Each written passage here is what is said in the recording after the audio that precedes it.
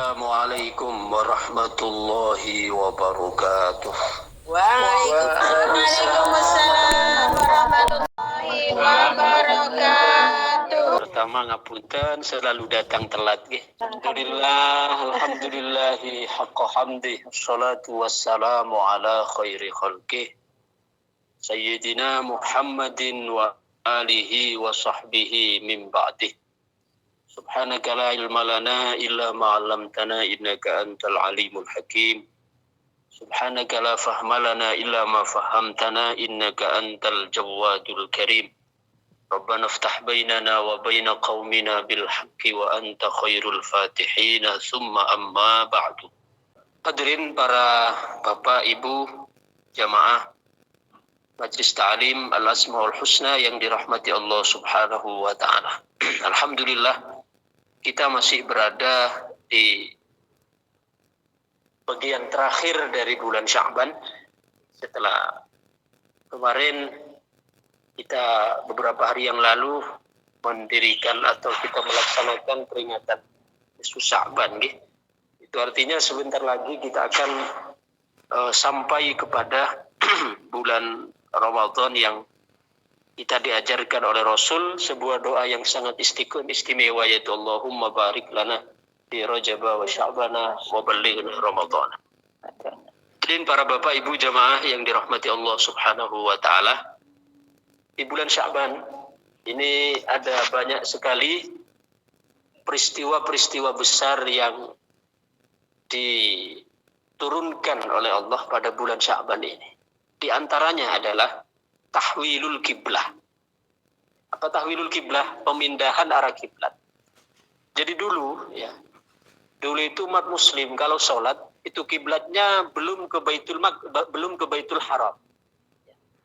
Dulu umat Islam itu sholatnya belum menghadap Ka'bah dulu.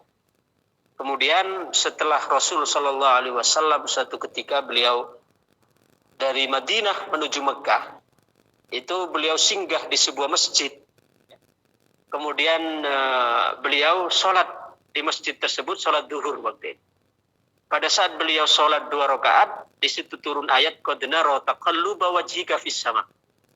Ya, falanuwalliyannaka qiblatan tardaha fawalli wajhaka syatral Masjidil Haram. Jadi pada saat Rasul waktu itu beliau sholat duhur dapat 2 rakaat, itu kemudian turun ayat ini qad nara taqalluba wajhika fis sama, maka kemudian Rasul diperintahkan oleh Allah untuk memalingkan atau membalikkan arah dari yang semula menghadap ke Baitul Maqdis, kemudian beliau menghadap ke Baitul Haram. Ini kejadiannya di bulan Sya'ban. Sehingga sampai sekarang bagi yang sudah pernah haji atau umrah, perhatikan ketika yang sudah pernah haji dan umrah, yang belum pernah mudah-mudahan disegerakan oleh Allah. Tadi yang kirim doa kan banyak sekali yang berdoa mudah-mudahan sampai haji dan umrah. Di perjalanan antara Mekah dan Madinah atau Madinah ke Mekah, kita nanti akan diajak berhenti oleh mutawif kita untuk singgah sekedar sholat sunnah, namanya di Masjid Qiblatain. Masjid Qiblatain. Kenapa disebut dengan Masjid Qiblatain? Ya, disebut dengan Masjid Qiblatain karena dulu Rasul Shallallahu Alaihi Wasallam waktu di masjid itu turun ayat atau yang menjelaskan tentang pemindahan arah kiblat dari Masjidil Aqsa ke Masjidil Haram. Maka sampai sekarang masjid tersebut disebut dengan masjid apa? Disebut dengan Masjid Qiblatain. Ya, Masjid Qiblatain itu artinya masjid 2 kiblat. Itu yang pertama. Kemudian yang kedua yang peristiwa terjadi juga di bulan Sya'ban yang mulia ini, yaitu diturunkannya perintah sholawat.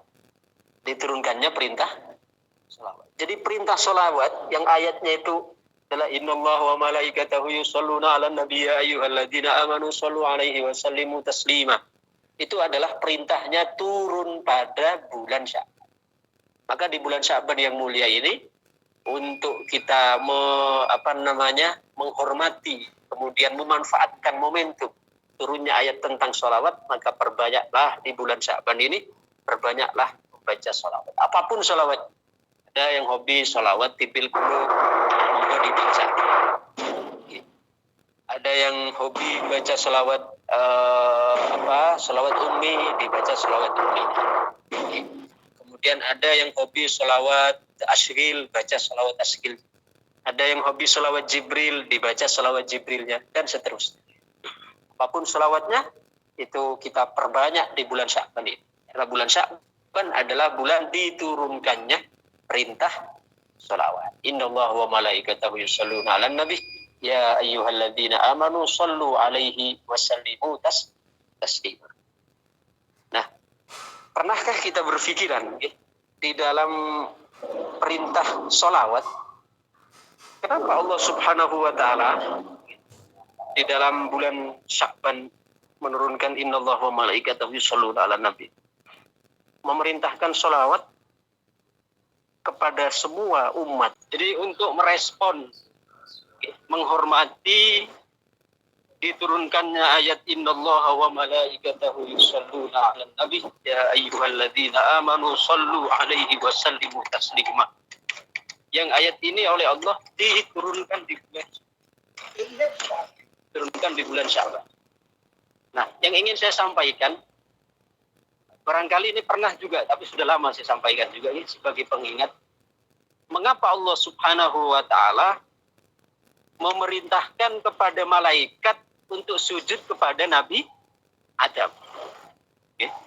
Allah kan memerintahkan malaikat untuk sujud kepada Nabi Adam. Wa idh qala rabbuka lil Wa idh qulna lil malaikati isjudu li Adama fasajadu illa iblis. Di malaikat itu semua diperintahkan oleh Allah untuk sujud kepada Nabi Adam. Tapi ada enggak ayat atau hadis yang menjelaskan bahwa malaikat itu juga diperintahkan sujud kepada Rasulullah? Enten boten?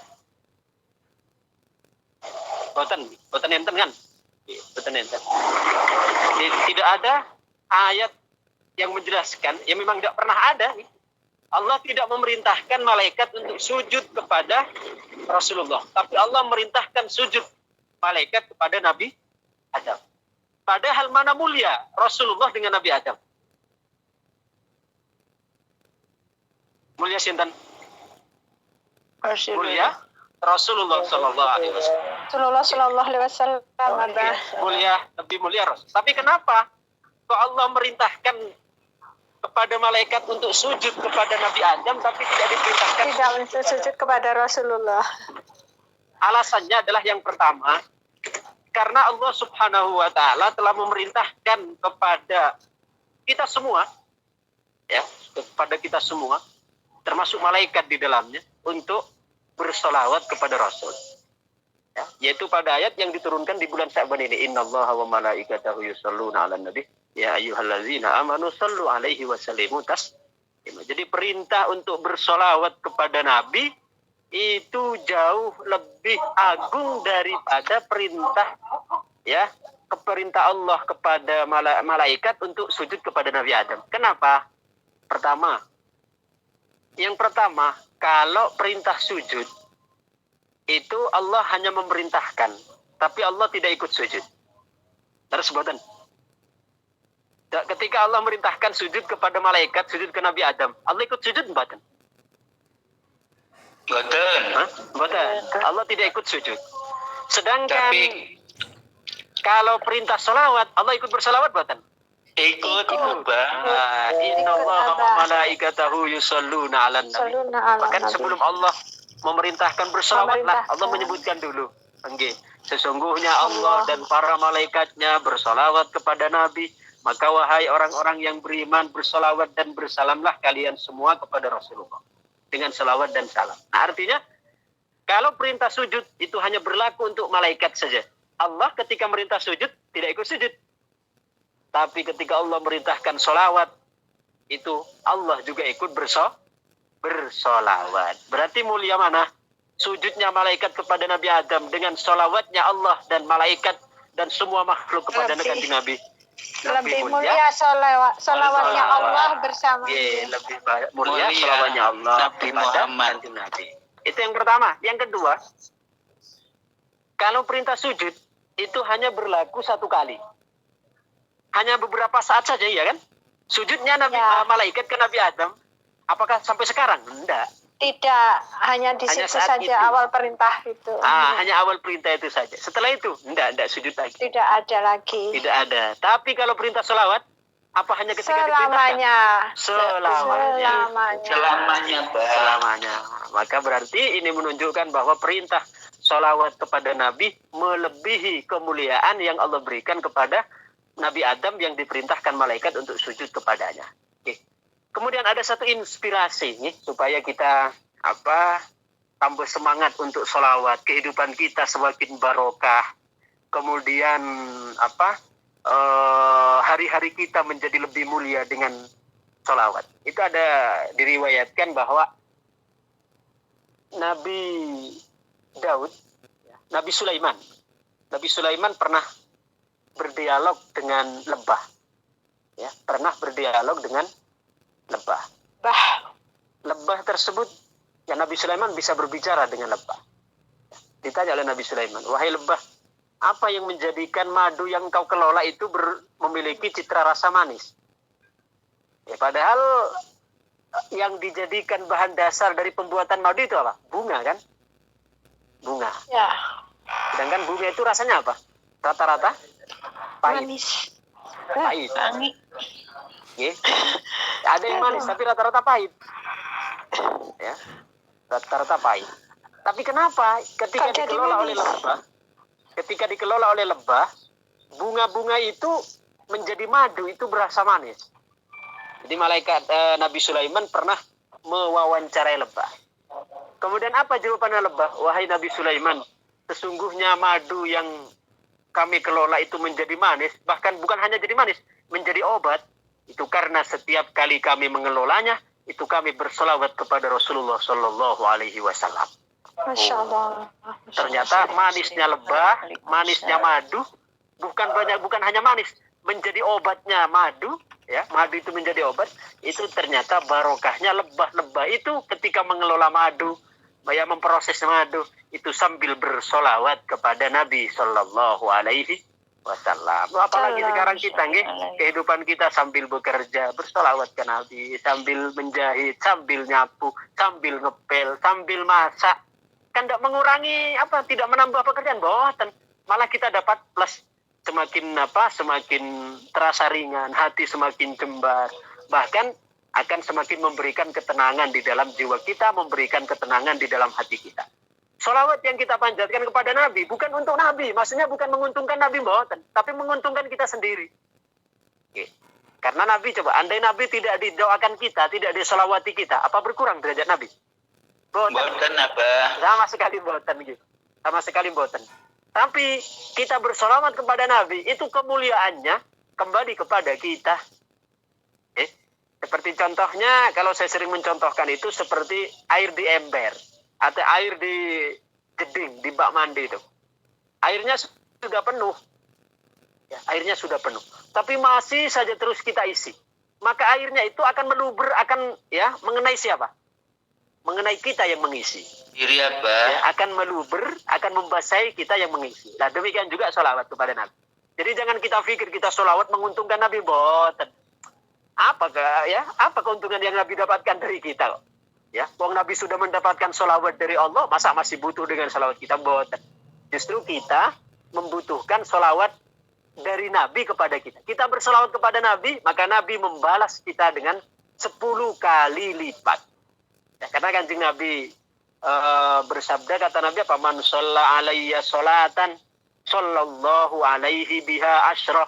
Barang siapa yang bersolawat kepadaku sekali, maka Allah akan membalasnya dengan 10 kali solawat. Oh, jadi bersolawat sekali dibalas 10. Okay. Kemudian Imam Abul Abbas Al-Mursi pernah nanya ke Nabi di dalam mimpi. Karena Imam Abu Abbas tidak menangis zaman Nabi, tapi seorang wali besar, muridnya Imam Syadzili. Itu nanya, ya Rasul, nanya bukan TikTok, bukan nanya di TikTok. Kamu nanya yang gitu. Okay. Nanya, Abul Abbas itu nanya kepada Nabi di dalam mimpinya, ya Rasulullah, ya, orang yang disebutkan oleh panjenengan yang bersolawat sekali dibalas 10, itu untuk orang yang bersolawat dengan khusyuk, paham maknanya, ataukah untuk orang yang membaca walaupun tidak tahu artinya ya Rasul? Apa jawaban Nabi? 10 solawat sebagai balasan bagi orang yang bersolawat sekali itu untuk orang yang bersolawat tidak tahu artinya. Untuk orang yang hatinya lalai misalnya, tapi masih bersolawat di sana, itu dibalas 10 oleh Allah. Sedangkan kalau dia bersolawat sekaligus tahu artinya, maka kata Nabi tidak ada yang tahu besarnya kecuali Allah Subhanahu wa ta'ala. Maka satu-satunya amaliyah, satu-satunya amal yang tidak butuh khusyuk, tidak butuh ikhlas. Ya, bukan berarti kita tidak harus enggak, kita mengusahakan ikhlas. Artinya kita membacanya tanpa ikhlas pun tetap dibalas oleh Allah, itu sholawat. Kalau kita sholat kemudian riya, ya, sholat kita hampa. Ya. Kita sedekah tapi riya, sedekah kita hampa. Ya. Tapi kalau sholawat kita riya, itu tetap akan dibalas oleh Allah Subhanahu wa ta'ala. Ya, karena ibadah yang tidak akan bahaya walaupun ada riyanya, ada ujubnya, ya, itu adalah sholawat.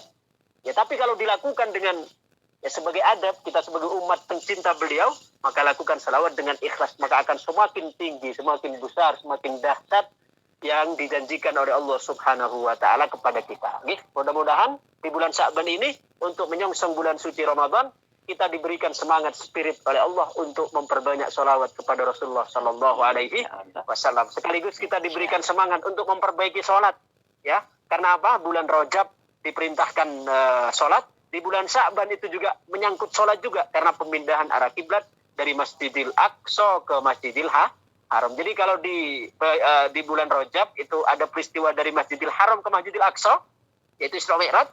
Pada bulan Sya'ban itu ada peristiwa dari Masjidil Aqsa ke Masjidil Haram, yaitu pemindahan arah kiblat. Ya.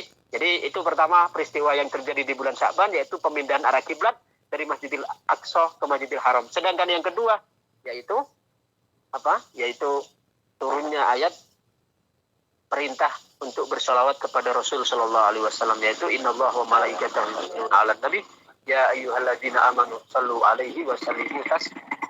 Jadi ini diturunkannya di bulan Sya'ban. Mudah-mudahan kita semua oleh Allah diberkahi di bulan Rajab, diberkahi di bulan Sya'ban, dan disampaikan semua kita di bulan Ramadan dengan penuh sukacita, dengan penuh sukaria. Karena kata Nabi, man fariha bidukhuli Ramadan, harramallahu jasadahu 'alan niran. Barang siapa yang bunga, yang bahagia dengan masuknya bulan Ramadan, maka Allah akan menghalangi jasadnya untuk disentuh oleh api neraka. Masya Allah. Jadi senang saja kita dengan bulan Ramadan, itu akan dijauhkan oleh Allah dari api neraka.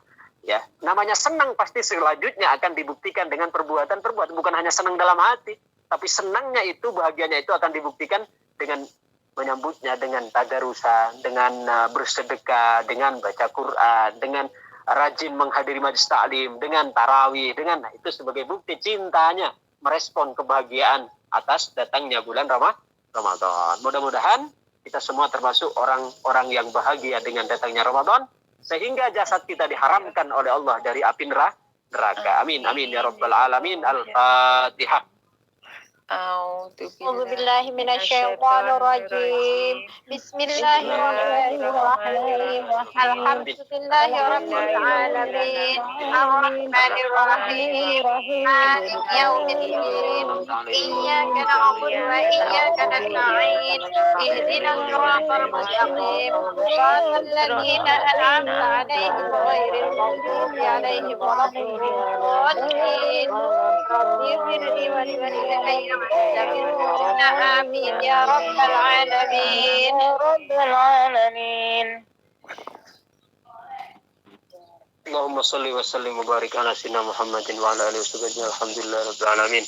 Amin ya Allah. Amin ya Allah. Allahumma barik lana fi Rajab wa Sya'ban wa balighna Ramadan wa qul lana min azwajina wa dhurriyyatina qurrata a'yun waj'alna lil muttaqina imama. Allahumma kahhil ayunana bin nadrati ila talatil bahiyyah li sayyidil alamin wa khairil bariyah warzuqna ru'yatahu yaqtan wa qanaman ya rabbal alamin. Sallallahu ala sayyidina Muhammadin wa ala alihi wasallam. Alhamdulillahi rabbil alamin. Al-Fatihah. أعوذ بالله من الشيطان الرجيم Bismillahirrahmanirrahim.